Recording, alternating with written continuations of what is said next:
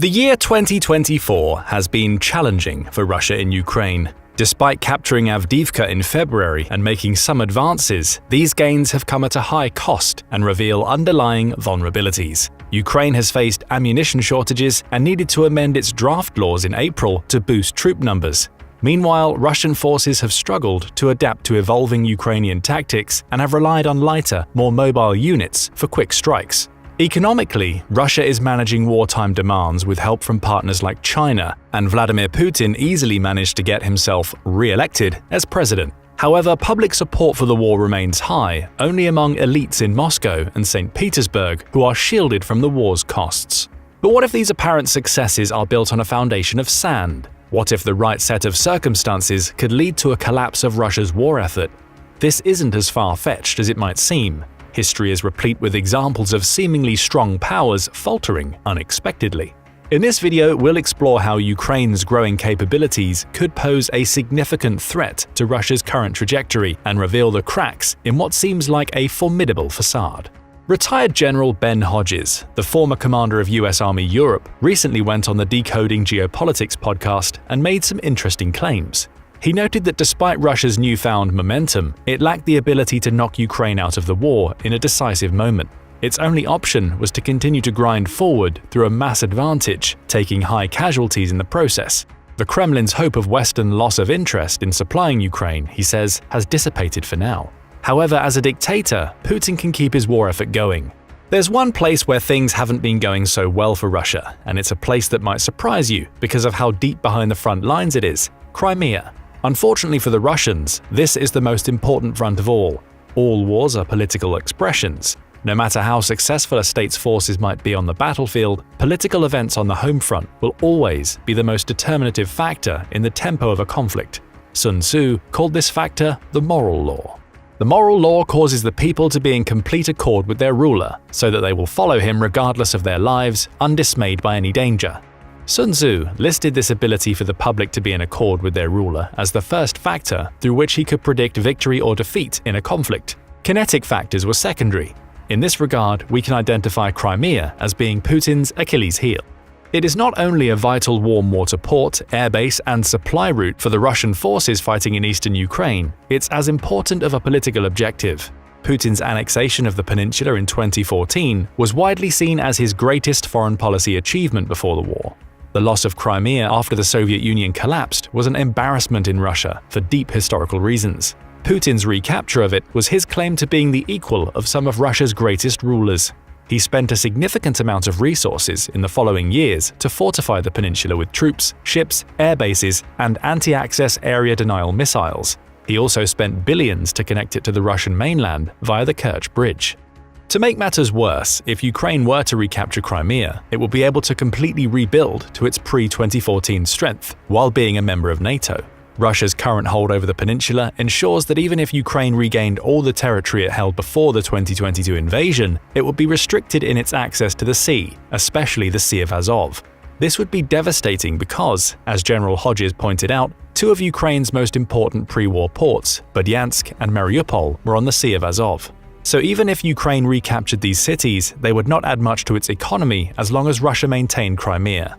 Other ports like Odessa and Kherson would also be easily disrupted if the Russians decided to use their bases and weapons in Crimea to interdict the shipping. In this interview, General Hodges said that he had spoken to major investors who would not want to take the risk of helping Ukraine to rebuild its economy so long as the Russians can use Crimea to threaten their efforts. Meanwhile, without Crimea, Russia would be unable to effectively check Ukraine and NATO in the Black Sea. Crimea is therefore all-important to protect for the Russian economy, war effort, and political stability of Putin's regime. It's equally important for Ukraine to recapture for a total pre-war recovery. The importance of Crimea brings an interesting historical parallel. In the Battle of Gaugamela in 331 BC, Alexander the Great's army fought a Persian force that significantly outnumbered it. However, Alexander maneuvered his forces so that he would achieve numerical superiority in precisely one sector of the battlefield, the most important one, the one where the Persian king Darius was stationed. Alexander's superiority there forced Darius to retreat. The entire Persian effort then collapsed, despite Alexander's flank being hard-pressed at the time. The same would likely go for Russia and for Putin personally if Crimea were to fall. Ironically, even as Russia is succeeding on other fronts, Crimea is now posing significant problems. Surprisingly, Ukraine has had its best results over the last year in attacking this most heavily fortified of all Russian targets. In the last year, Ukraine has crushed Russia's Black Sea Fleet with its sea drone attacks. The fleet has been forced to retreat from its traditional base at Sevastopol to the Russian mainland, ceding control of the Black Sea west of the peninsula to Ukraine. Ukrainian operations against Crimea have succeeded on land and even in the air too. Special operators have knocked out some of the air defenses protecting the peninsula. Ukrainian surface-to-air missile attacks have also shot down or damaged some of Russia's airborne early warning command and control aircraft in the early part of this year. These successes weakened Russia's eyes in the sky over Crimea. According to the Oryx blog, as of May 30, 2024, Russia has lost 2 of its Beriev A-50 aircraft, which is a severe problem because it only had 9 modernized versions of these beforehand. Missile attacks have also damaged land bases and infrastructure on the peninsula. Critical Russian maintenance bases and even the headquarters of the Russian Black Sea Fleet have been damaged or destroyed in these attacks. And things are about to get worse for Crimea. Most of the peninsula was once not in the range of Ukraine's HIMARS systems. To attack it, Kyiv had to take further risks by launching Storm Shadow cruise missiles from aircraft at targets in Crimea. That's recently changed with Ukraine's latest batch of ATACMS missiles. These missiles can be launched from the ground, with the launcher then concealing itself. After 2 years, Russia finally managed to destroy one of Ukraine's HIMARS systems in early March of this year. That has so far been the only confirmed loss of a Ukrainian HIMARS. Ukraine, therefore, got the ability to reliably attack Russian targets at longer ranges with minimal fear of retaliation. Once Ukraine got the longer-range ATACMS, it did not hesitate to use them against targets in Crimea. On April 17th, explosions erupted at the Russian airfield at Zankoy in northeastern Crimea, which hosted 50 combat aircraft and 4 helicopter squadrons. 2 days later, satellite imagery revealed the destruction of between 3 and 5 components for Russia's S-300 and S-400 air defense systems. Ukraine further targeted Russian air defenses in missile strikes on Crimea at the end of April. Units at Cape Tarkankut on the western tip of the peninsula came under missile attack. Ukraine had struck at the same place the previous August. On May 16th, Ukraine launched an ATACMS attack against the Belbek military airfield near Sevastopol. The Russians claimed that they intercepted 10 ATACMS missiles during this event, but that claim is likely as credible as their claims that they destroyed HIMARS systems before March 2024.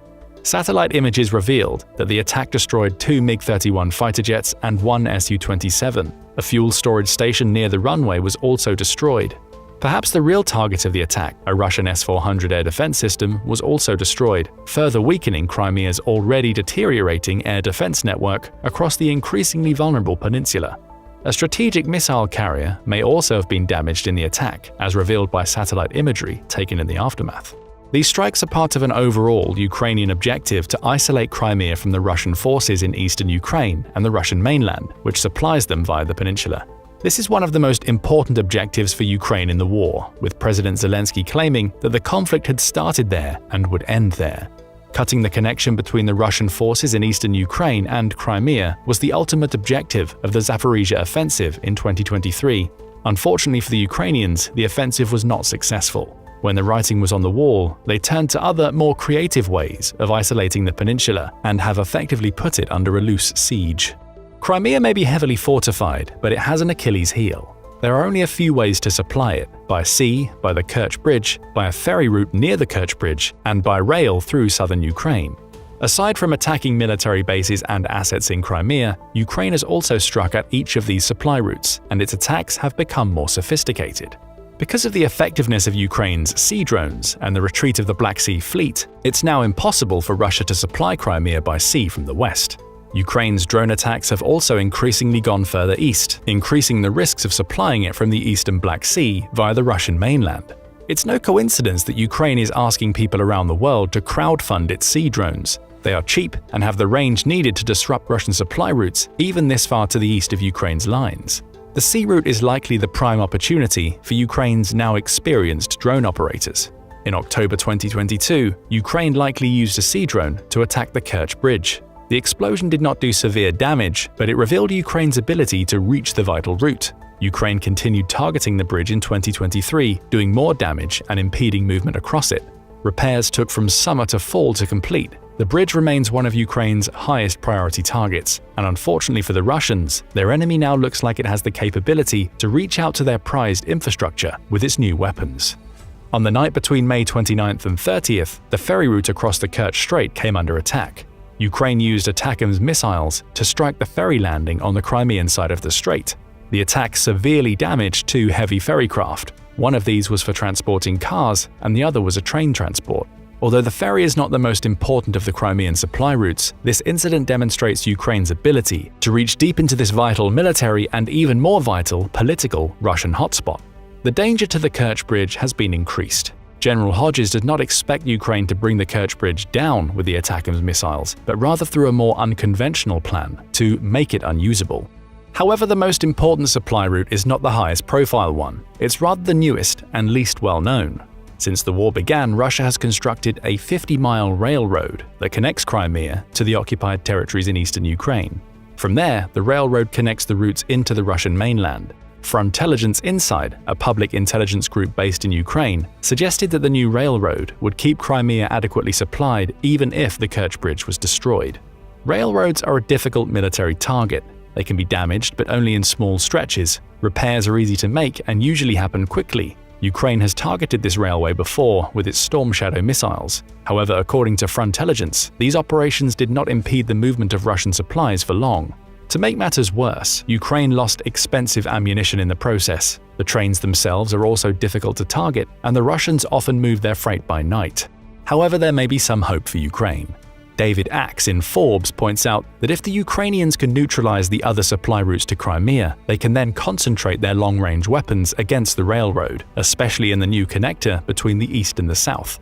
Frontelligence reported, Ukraine currently possesses the means to seriously damage this link, potentially rendering it unusable for weeks or even months. However, this depends on multiple factors, such as the number of air defense systems Russia is willing to allocate to protect vulnerable spots, especially bridges. Fortunately for the Ukrainians, they have had great success against Russia's local air defenses. The remainder of the network is stretched thin. The new ATACMS missiles should give the Ukrainians the ability to stretch that network thinner. Thinner defenses mean more common attacks. This would increase the pressure on Putin.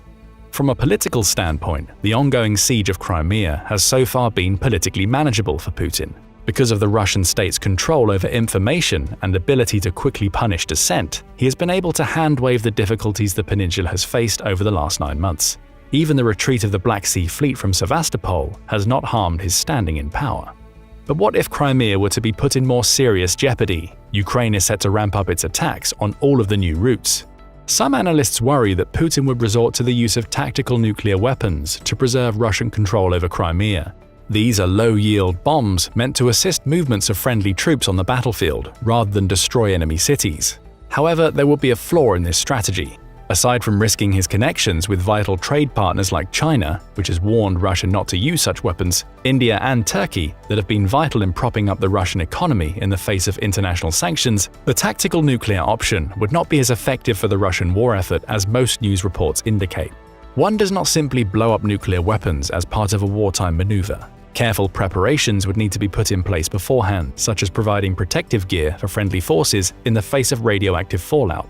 However, General Hodges pointed out in the interview that the Russians have allowed this ability to atrophy since the end of the Cold War and would be unprepared to exploit a breakthrough produced by tactical nuclear weapons. Additionally, it's unlikely that Russia would achieve surprise with such weapons. Satellite imagery would pick up the movement of the equipment required to utilize them. Ukraine would be warned long beforehand. Unless Russia would want to needlessly sacrifice its soldiers and alienate even China, the tactical nuclear option is not an attractive one. Though it is true that Russia's military tradition is to sacrifice its troops through waves of attacks that lead to eventual attrition of its enemy, we have seen more than our fair share of that in the current conflict. However, the losses involved in the use of these weapons would outweigh any gains, so a tactical nuclear weapon would be unlikely to save Crimea if things go too far south. What if the worst case for Putin comes to pass and Crimea is lost through siege or storm? Putin would then find his hold on power tenuous. This is an important thing to consider because some Western countries are reluctant to provide Ukraine with enough weapons to make this happen, preferring instead a loose blockade rather than a tight one. General Hodges outlined the 2 most common arguments against hoping for a change in the Russian government. The first is the idea that someone new would come along that would be even worse than Putin. However, given that Putin has already started the largest war in Europe since World War II and routinely resorts to nuclear threats, it's indeed difficult to see how this successor could be worse. As for the fate of Russia's nuclear weapons, he said that they were kept safe even when the Soviet Union collapsed. Here it's worth noting that because of that event, some of those nuclear weapons were suddenly on foreign soil.